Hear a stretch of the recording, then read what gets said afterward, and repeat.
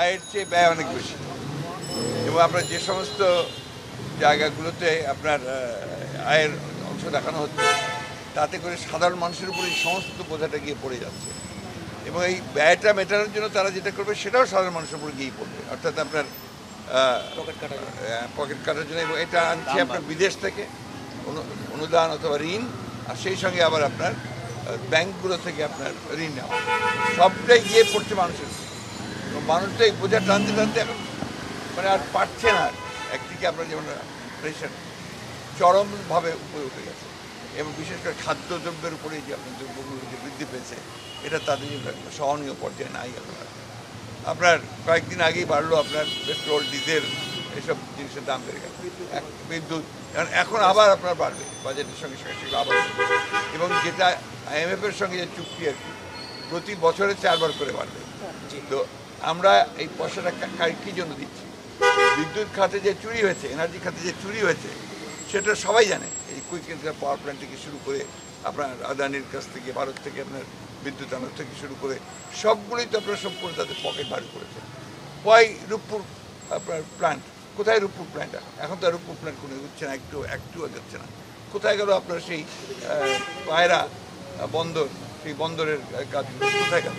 আর কি আপনার flyover, elevated expressway, খুব ভালো কথা, বাট ইন হোয়াট ওয়ে আপনি সাধারণ মানুষের সমস্যাগুলো সমাধান করছেন?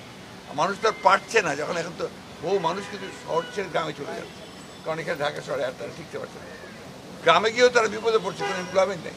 এখন এই বাজেটের মধ্যে সবচেয়ে বড় আপনার সমস্যা যেটা, সেটা হচ্ছে যে এখানে এমপ্লয়মেন্ট জেনারেট করা, ক্রিয়েট করার মধ্যে কিছু নাই, নতুন করে মানুষ কর্মসংস্থানের কোনো ব্যবস্থা নেই। পুরো বাজেটটাই দেখুন মেগা প্রজেক্ট, মেগা চুরি, মেগা দুর্নীতির জন্য করা হয়েছে।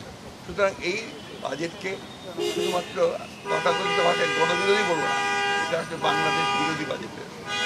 স্যার একটা প্রশ্ন, এই বাজেটে একটি জিনিস লক্ষণীয়, শুধু একটি পয়েন্ট, সেটা হচ্ছে কালো টাকা সাদা করার উপরে 15% ভ্যাট আরোপ করা হয়েছে, আর বৈধ উপার্জনের উপর 30% ভ্যাট আরোপ করা হয়েছে। এটি আসলে কার জন্য স্যার?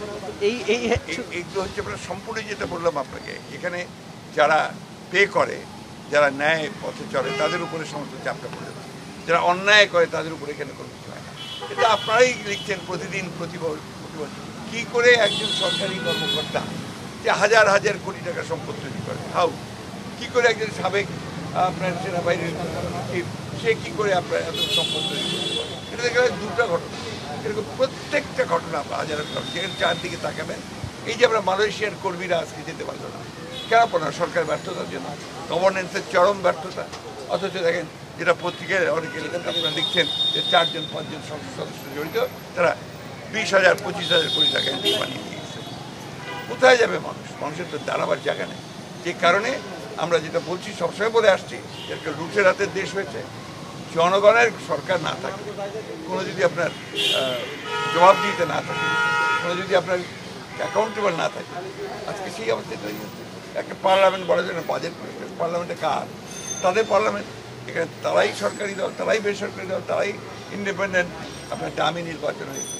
এইখানে আপনি যেমন আরেকজন সংসদ সদস্য দেখলাম আপনারা যে একটা আলোচনা শুরু করেছিলেন বেনজিরের উপরে, তারপর তাদেরকে থামিয়ে দেওয়া হয়েছে, যেটা এখানে পয়েন্ট ওয়ার্ডে আলোচনা করা যাবে না।